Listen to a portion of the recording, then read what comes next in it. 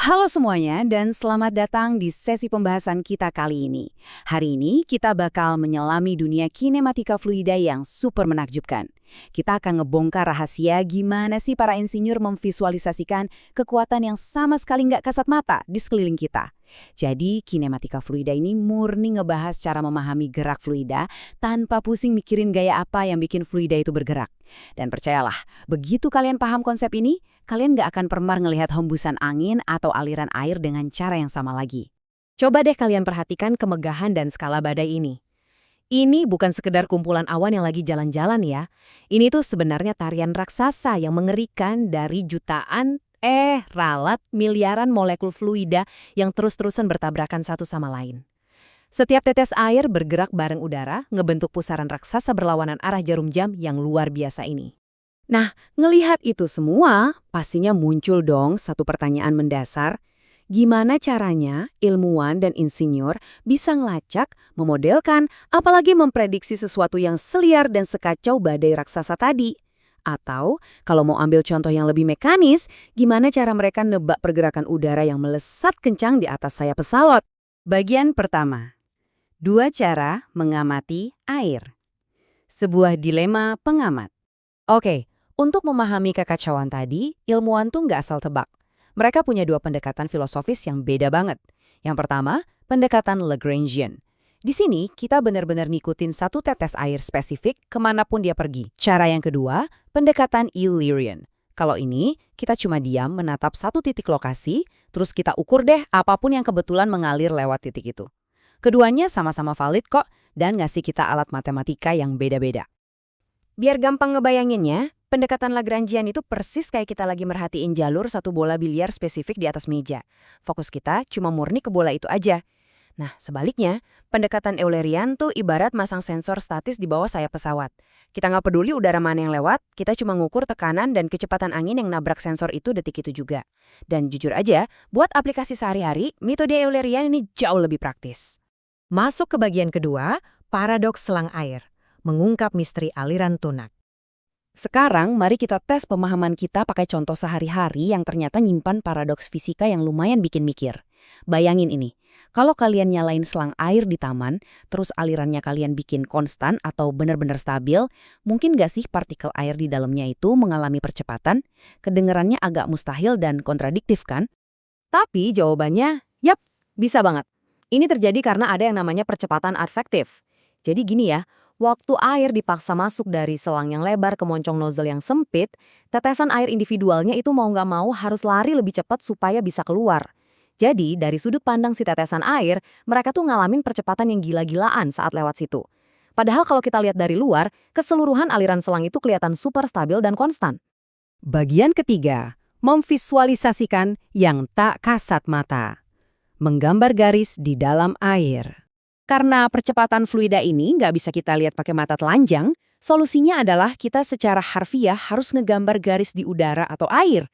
Perhatikan deh aliran asap putih cantik yang lewatin bola bisbol berputar ini. Garis-garis ini disebut streamlines atau garis arus. Streamlines ini nggak bisa ditembus sama fluida, dan mereka nunjukin arah instan dari fluida itu, kemana tepatnya angin itu bermanuver pada detik tersebut.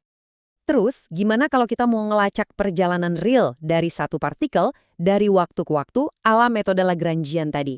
Nah, buat yang satu ini, kita pakai pipelines atau garis lintasan. Coba lihat pola elips yang dibikin sama partikel pelacak di gelombang air ini. Melalui fotografi eksposur waktu, kita jadi bisa ngelihat bukti nyata kalau air itu bergeraknya melingkar di area lokalnya, bukan sekedar melaju lurus ke depan kayak yang kita bayangin. Bagian keempat. Keajaiban garis jejak, kejutan integrasi waktu. Kalau di dalam lab, ilmuwan sebenarnya jarang merhatiin streamline atau pathline murni. Cara yang paling sering dipakai itu dengan nyuntikin asap atau tinta secara terus-menerus dari satu titik tetap. Ini bakal ngebentuk streak line atau garis jejak. Garis ini ibarat buku sejarah yang merangkum semua partikel yang pernah ngelewatin titik itu. Hasilnya, kita bisa ngelihat pola kacau tapi indah banget.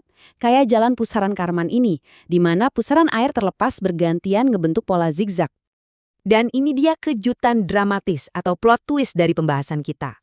Dalam aliran yang benar-benar stabil atau konstan, garis arus, garis lintasan, dan garis jejak ini bentuknya bakal sama persis, tumpang tindih 100%. Tapi, detik di mana alirannya mulai nggak beraturan atau tak tunak, ketiga garis ini langsung pecah dan ngebentuk pola yang sama sekali beda satu sama lain. Keren banget kan? Oh ya, kita bahkan masih punya trik keempat loh, menandai seluruh barisan partikel secara berbarengan. Pakai kawat halus yang dialiri listrik di dalam air, kita bisa nyiptain timelines atau garis waktu dari gelembung hidrogen. Perhatiin gimana garis gelembung yang awalnya lurus, ini melengkung dan meregang. Ini nunjukin seberapa kuat efek gesekan yang nahan air waktu dia mengalir di dekat dinding benda padat. Bagian kelima, memahami kekacauan, memetakan data. Cuma model visualisasi gambar yang estetik itu nggak cukup buat para ilmuwan. Untuk merubah aliran cantik ini jadi data yang solid, superkomputer akan pakai plot profil buat melihat perubahan kecepatan di satu arah. Terus, kita pakai plot vektor yang isinya ribuan panah kecil buat nunjukin arah dan besaran gaya. Terakhir, kita kasih warna, pakai plot kontur.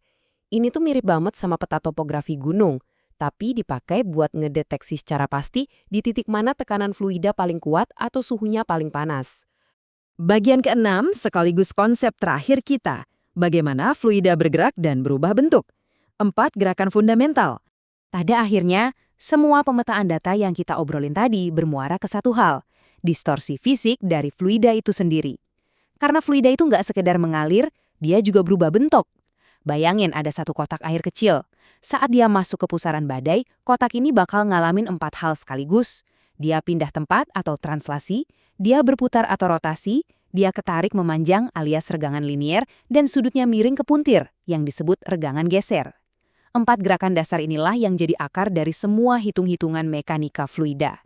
Nah, sekarang, setelah kalian paham matematika tersembunyi yang ngendaliin segalanya, mulai dari selang taman sampai sayap pesawat, kalian pasti nggak akan ngelihat dunia dengan cara yang sama lagi. Kepulan uap panas dari kopi kalian, pusaran air pas cuci piring, itu semua adalah tarian deformasi fisika yang sangat amat presisi. Pertanyaannya, kalau persamaan fisika ini aja sanggup memprediksi kekacauan badai raksasa, pola aliran tak kasat mata apa lagi yang selama ini kalian lewatkan tepat di depan mata kalian? Pikirin deh, sampai jumpa di pembahasan selanjutnya.